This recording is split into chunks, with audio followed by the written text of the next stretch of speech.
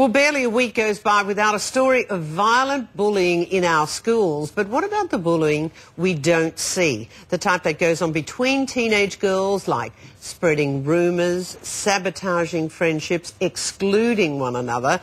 This exact type of behaviour was highlighted in the movie Mean Girls. Have a look. Aren't you so mad at Gretchen for telling me? No. Because if you are, you can tell me. It was a really bitchy thing for her to do. Yeah, it was pretty bitchy, but I'm not mad. I mean, I guess she just likes the attention. See, Gretchen, I told you she's not mad at you. I can't believe you think I like attention. Okay, love ya. See you tomorrow. I tell you, this type of bullying may be a little more subtle than the typical schoolyard brawl, but it is very dangerous. So how can you protect your daughter? Dannielle Miller, who's the author of the book Butterfly Effect, joins me. Good morning, Dannielle. Good morning, Kerri-Anne. You see something like that, it is such a nasty, perfect example, a little on the subtle side, but shows like Mean Girls, Gossip Girls, is this fostering an epidemic? Yeah, look, we do know that teen girl bullying is particularly rampant at the moment, and one of the reasons for that is that technology allows that negativity to really spread very rapidly.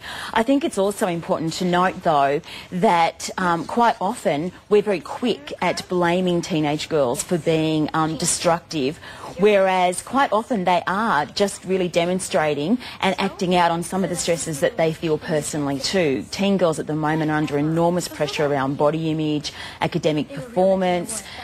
There are many pressures on girls to be perfect, and they do tend to then demonstrate that stress by attacking each other and playing out in real life some of the competitive games they see played out in popular culture. Yeah, it just seems, you know, how are you going to further yourself by being nasty and mean to somebody else?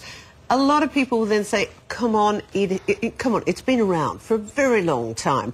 Technology has definitely improved it, and focusing on movies like that.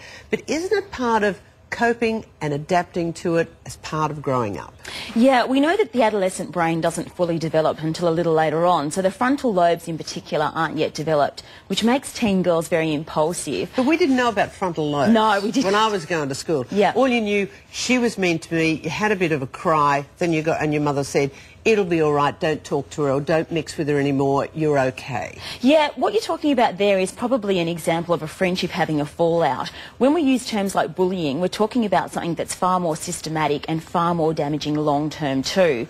Quite often, even today, women can vividly recall the pain they experienced as a young girl at school, and hell hath no fury like a teen girl scorned by another teen girl. I think every woman watching the program has got an example of when they were at school, but technology has dramatically upped the ante here. Yeah, it has. Back when I was teaching in the classroom, if you saw negative notes being passed around, you could just destroy those. But once things reach cyber world, it's really difficult to pull that back. But so we need, I was just going to say, we need to give young people the skills to really make better, more sensible decisions. And a simple thing for parents can be to get involved in that medium as well, so they understand things around privacy and they can really be informed about the kind of world their daughter's interacting with. Yeah, you're so right. Being able to take the tools and be able to fight for yourself. Yeah. But each of these nasty little girls has got a mother. Yeah, they have, and a father and a group of adults around them that may well be aware that this behaviour is occurring, but are choosing to turn a blind eye to it, or in fact, often that negative behaviour can only be mirroring what that daughter sees at home. Okay, we've got parents out there who know their child is being bullied, and or maybe they're the mother or father of a bully. Yeah.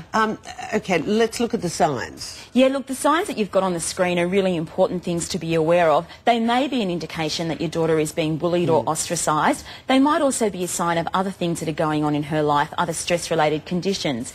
Again, advice for parents that communication, keeping that open, is really essential. Getting to know the mediums that they're interacting with, like Facebook, and not ignoring it and thinking that it's an inevitable phase of adolescence. Systematic bullying isn't, and it can be very damaging long term. Yeah, well, let's talk about that long term. It's all right, you get over this day, this week, this year. Yeah. But long term, I mean, we've heard some shocking stories, potential suicide, but longer term for women? Yeah, and what we also find is that women with low self-confidence will then, as they get older, choose to engage in some pretty destructive things like the binge drinking, and again, keeping that cycle of bullying and being bullied perpetuating. So we want to nip this in the bud early. Yeah. We also want to work with schools to combat this. Quite often parents will be very quick to point the finger at the school and expect them to solve it all, when in fact the bullying, particularly if it's engaging in a social network medium like Facebook, probably is happening at home. Most schools have filters on sites like that. So a holistic approach is really important, and taking this seriously and not seeing it as harmless behaviour or as an inevitable stage. We can really expect and demand much better. Great advice, and you need those tools to personally cope, because it takes you into life and you can deal with a lot from there. Yeah. But thank you very much, Dannielle. Pleasure.